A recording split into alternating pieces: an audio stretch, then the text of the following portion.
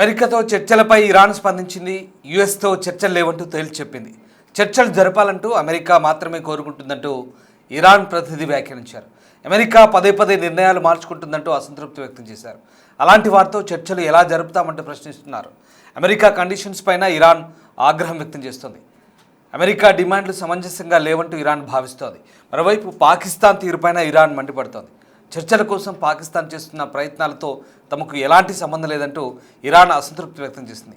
అంతర్జాతీయతో మీడియాతో మాట్లాడారు ఇరాన్ విదేశాంగ శాఖ ప్రతినిధి ఇస్మాయిల్. ప్రస్తుతం చర్చల అంశాన్ని పూర్తిగా తోసిపుచ్చారు. అసలు అమెరికాతో చర్చల ప్రసక్తే లేదంటూ తేల్చి చెప్పారు.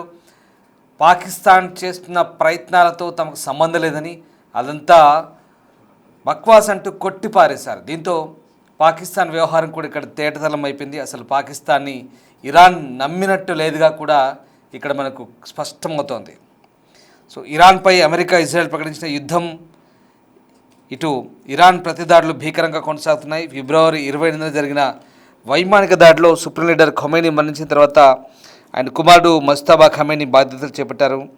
ఈ దాడిలో ముజ్తబా కూడా తీవ్రంగా గాయపడ్డట్టు, అసలు ప్రాణాలతో లేడంటూ ఊహాగానాలు వచ్చాయి. దీనిపై ప్రస్తుతం యుద్ధంలో మద్దతుగా నిలిచేందుకు ఇరాక్ ప్రజలకు తమ నాయకుడు ముజ్తబా ఒక లిఖిత సందేశంతో కృతజ్ఞతలు తెలిపారంటూ కూడా ఇరాన్ మీడియా వెల్లడిస్తోంది.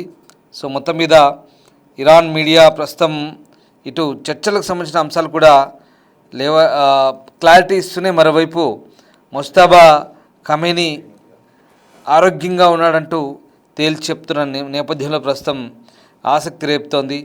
ఇక మరోవైపు ఇటు అమెరికా తన ఎత్తుగడలను పారించేందుకు రకరకాల ప్రయత్నాలు చేస్తుందంటూ ఇరాన్ ఆరోపిస్తోంది. మొన్నటికి మొన్న వెనిజులాలో ప్రభుత్వాన్ని కూల్చి క్రూడ్ ఆయిల్ చేజిక్కించుకున్న ట్రంప్ ఇప్పుడు ఇరాన్ విషయంలోనూ అదే ప్లాన్ అమలు చేయాలని చూస్తున్నట్టుగా కూడా ఇటు విశ్లేషకులు భావిస్తున్నారు. యుద్ధం స్టార్ట్ అయ్యి దాదాపు నెల గడుస్తున్న తన మనసులోని అసలైన ప్లాన్ క్రూడ్ ఆయిల్ను కొల్లగొట్టడం గురించి తొలిసారిగా కీలక కామెంట్లు చేయడం దీనికి బలాన్ని చేకూరుస్తోంది. తాజా ఇంటర్వ్యూలో ట్రంప్ తన అసలు ఉద్దేశాన్ని బయటపెట్టినట్టుగా అర్థమవుతుంది. తనకు ఇరాన్లోని చమురును తీసుకోవడమే ఇష్టమంటూ బాహాటంగా ప్రకటించారు. ముఖ్యంగా ఇరాన్ క్రూడ్ ఎగుమతులకు గుండెకాయ లాంటి ఖర్గ్ ఐలాండ్ను స్వాధీనం చేసుకోవాలని ప్లాన్ చేస్తున్నట్టుగా చెప్పారు. అక్కడ పెద్దగా రక్షణ వ్యవస్థలు యాక్టివ్గా లేవని, తాము దాన్ని ఈజీగానే సొంతం చేసుకోగలమంటూ ట్రంప్ ధీమా వ్యక్తం చేస్తున్న బట్టి ట్రంప్ కన్నంతా కూడా ఖర్గ్ ఐలాండ్ అలాగే ఇరాన్ ఆయిల్ క్షేత్రాలపై ఉన్నట్టుగా స్పష్టమవుతున్నట్టు అంతర్జాతీయ విశ్లేషకులు చెప్తున్నారు. ఇక కేవలం మాటలతోనే సరిపెట్టకుండా ఇప్పటికే మధ్యప్రాచ్యానికి వేలాది మంది అమెరికన్ సైనికులను ట్రంప్ పంపించారు. సుమారు 10,000 మంది గ్రౌండ్ ఆపరేషన్స్ నిపుణులు, మెరైన్స్, 82వ ఎయిర్బార్న్ డివిజన్ బలగాలు, ఇలా అనేక మంది రంగంలోకి దిగారు. అమెరికా ఇరాన్ తీర ప్రాంతాలపై దాడి చేసి క్రూడ్ ఆయిల్ కేంద్రాలను తమ స్వాధీనంలోకి తీసుకోవడమే లక్ష్యంగా ఈ సైనిక కదలికల ముఖ్య ఉద్దేశం తెలుస్తోంది. అయితే ఈ కుట్రలను ఇరాన్ తీవ్రంగా ఖండించింది. Iran parliament speaker Mohammad Bagher Ghalibaf స్పందించారు. అమెరికా బయటకు చర్చల గురించి చెప్తూనే లోపల భూతల దాడులకు ప్లాన్ చేస్తుందన్నారు. ఇలాంటి పరిస్థితులను ఎదుర్కోవడానికి తమ సైన్యం సిద్ధంగా ఉన్నారు. అమెరికా సైనికులు అడుగు పెడితే వారిని మంటలు తగలబెడతామంటూ తీవ్రస్థాయిలో హెచ్చరించారు. ఓవైపు యుద్ధం గురించి మాట్లాడుతూనే మరోవైపు చర్చలు అత్యంత అద్భుతంగా జరుగుతున్నాయంటూ ట్రంప్ చెప్పడం ఇక్కడ కోసమరుపు. పాకిస్తాన్ మధ్యవర్తుల ద్వారా పరోక్ష చర్చలు నడుస్తున్నాయంటూ ఏప్రిల్ 6లోపు ఇరాన్ ఒక ఒప్పందానికి రాకపోతే మరిన్ని దాడులు తప్పు అంటూ ట్రంప్ డెడ్లైన్ పెట్టారు. ట్రంప్ చేస్తున్న పనులతో గ్లోబల్ క్రూడ్ ఆయిల్ మార్కెట్లు కూడా మండిపోతున్నాయి. బ్రెంట్ క్రూడ్ ధర ఇప్పటికే దాదాపు బ్యారెల్కు $116 చేరింది. ఇది చాలా దేశాలకు నిద్ర లేకుండా చేస్తుంది. ఈ నేపథ్యంలో చర్చలకు తాము ఎక్కడా స్పందించలేదంటూ ఇరాన్ చెప్పడం ఆసక్తికరంగా మారుతోంది. ఇరాన్ విదేశాంగ శాఖ ప్రతినిధి ఇస్మాయిల్ మీడియాతో అంతర్జాతీయ మీడియాతో మాట్లాడినట్టుగా వార్తలు వస్తున్నాయి. ఇక యుఎస్తో చర్చలు లేవంటూ ఇరాన్ తేల్చి చెప్పినట్టుగా తెలుస్తోంది. చర్చలు జరపాలని అమెరికా మాత్రమే కోరుకుంటున్నట్టుగా ఇరాన్ ప్రతినిధి వ్యాఖ్యానించారు. అమెరికా పదే పదే నిర్ణయాలు మార్చుకుంటుందంటూ అసంతృప్తి వ్యక్తం చేస్తున్నారు. అలాంటి వాటితో చర్చలు ఎలా జరుపుతామంటూ ప్రస్తుతం ఇరాన్ అయితే వాదిస్తోంది. ఈ నేపథ్యంలో ప్రస్తుతం చర్చల అంశం ఆసక్తికరంగా మారుతుంది. ఇక మరొక ట్విస్ట్ ఏంటంటే ప్రస్తుతం పాకిస్తాన్ తీరుపైన కూడా ఇరాన్ అసంతృప్తి వ్యక్తం చేయడం ఇక్కడ ఆసక్తి రేపుతోంది. చర్చల కోసం పాకిస్తాన్ చేస్తున్న ప్రయత్నాలతో తమకు ఎలాంటి సంబంధం లేదంటూ ఇరాన్ కొట్టిపాడేని చూస్తుంటే పాకిస్తాన్ చేస్తున్న ప్రయత్నాలు కూడా అన్నీ హాస్యాస్పదంగా మారేలా కనిపిస్తున్నాయి. సో ఆ రకంగా అంతర్జాతీయంగా ప్రస్తుతం ఈ వ్యవహారం ఆసక్తికరంగా మారుతోంది. మరోవైపు ఇక ఈ యుద్ధానికి సంబంధించి ఎవరికి వారు వాళ్ళకు అనుకూలమైన ప్రకటనలు చేస్తున్నట్టుగా మనకు చాలా క్లియర్గా అర్థమవుతుంది. సో మొత్తం మీద ప్రస్తుతం ఉన్నటువంటి పరిస్థితుల నేపథ్యంలో ఎక్కడ చర్చలకు సంబంధించి పూర్తి స్థాయిలో అనుకూల వాతావరణం లేదనే విషయం స్పష్టమవుతోంది.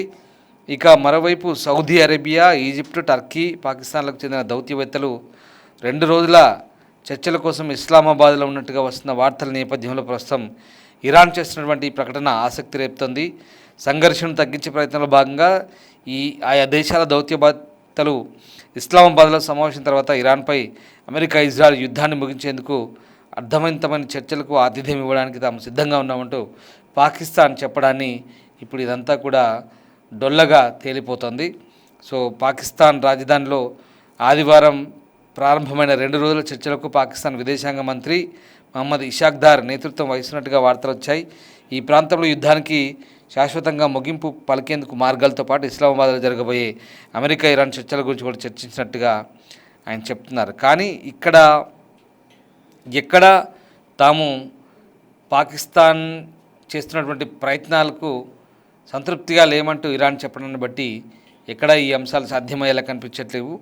మరోవైపు కొనసాగుతున్న సంఘర్షణలకు శాశ్వత పరిష్కారం కోసమే ఇరుపక్షాల మధ్య ఆతిథ్యం ఇచ్చేందుకు గౌరవంగా భావిస్తున్నట్టు పాకిస్తాన్ గొప్పగా చెప్పుకుంటున్నప్పటికీ కూడా ఈ అంశాలు ఎక్కడ ఇరాన్ పట్టించుకున్నట్టుగా మనకు కనబడట్లేదు.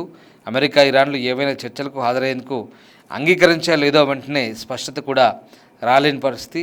ఇక ఈ నేపథ్యంలో సైనిక ఉద్రిక్తతల వల్ల కలిగే తీవ్రమైన ఆర్థిక పరిణామాలు, అంతర్జాతీయ నౌకాయానం, సరఫరా గొలుసులు, ఆహార భద్రతపై దాని ప్రభావాలు, అలాగే పెరుగుతున్న చమురు ఇంధన ధరల నేపథ్యంలో ఇంధన భద్రతపై దాని పర్యవసానాలపై కూడా ఇస్లామాబాద్లో చర్చించినట్టు చెప్పుకుంటున్నప్పటికీ కూడా ఈ నేపథ్యంలో ఇక అటు ఇరాన్ అధ్యక్షుడు పెజెష్కియాన్తో కూడా గంటకు పైగా సుదీర్ఘంగా టెలిఫోన్లో మాట్లాడారంటూ షబాజ్ షరీఫ్ కూడా శనివారం ప్రకటించారు. అయితే ఈ మాటలన్నీ కూడా ప్రస్తుతం ఎక్కడ చర్చలకు సంబంధించి సానుకూలంగా ఉన్నట్టుగా లేవని అర్థమవుతుంది. సో ఓవరాల్గా ప్రస్తుతం ఉన్నటువంటి పరిణామాల నేపథ్యంలో ఇప్పుడున్నటువంటి పరిస్థితుల్లో ఇక చర్చలకు సంబంధించి ఎక్కడ సానుకూల వాతావరణం లేదని అనిపిస్తుంది. ఇవన్నీ కూడా ఒక సున్నితమైనటువంటి బలహీనమైన దౌత్య ప్రయత్నాలుగానే మనం అర్థం చేసుకోవాల్సిన అవసరం కనిపిస్తుంది. ఎందుకంటే చర్చలు కనుక జరిపేందుకు ఎప్పటి నుంచో వస్తుంది మాట. ఇస్లామాబాద్లో చర్చలు జరుగుతాయి, అక్కడ ఇరాన్, అమెరికా ప్రతినిధులు మీడియేషన్ అవుతుందంటూ వస్తున్న వార్తలు. కానీ ఇక్కడ ఈ పరస్పరం ఇరు దేశాల వైపు నుంచి పరస్పర విరుద్ధమైనటువంటి ప్రతిపాదనలు ఉన్నాయి కాబట్టి చర్చలు ఎక్కడ సక్సెస్ అయ్యే పరిస్థితులు కనబడట్లేదు. పైగా పాకిస్తాన్ అనేది అమెరికాకు మిత్రదేశం కాబట్టి ఇరాన్ ఇక్కడ పాకిస్తాన్ చేస్తున్న ప్రయత్నాల పట్ల కూడా సంతృప్తిగా లేదనే విషయం క్లియర్గా అర్థమవుతుంది. కానీ పాకిస్తాన్ ఏదో ప్రయత్నాలు చేస్తున్నట్టుగా చెప్తున్నప్పటికీ కూడా అదంతా డొల్లా అని అర్థమవుతుంది. ఇక్కడ ఇరాన్ దాన్ని నమ్మినట్టుగా కనిపించట్లేదు. ప్రస్తుతం ఉన్న పరిస్థితిలో యుద్ధం ఎక్కడి దాకా వెళ్తుందని చెప్పలేని పరిస్థితి. ఎందుకంటే చర్చల అంశానికి సంబంధించి పాకిస్తాన్తో తాము మీడియేషన్ చేస్తున్నామంటూ అమెరికా ఏకపక్షంగా చెప్పుకుంటున్నప్పటికీ ఇరాన్ మాత్రం దాన్ని అంగీకరించిన పరిస్థితులు కనబడట్లేదు. ఇరాన్ విదేశాంగ ప్రతినిధి ఇస్మాయిల్ చేసిన ప్రకటన ఎందుకు ఉదాహరణగా మనం అర్థం చేసుకోవాలి.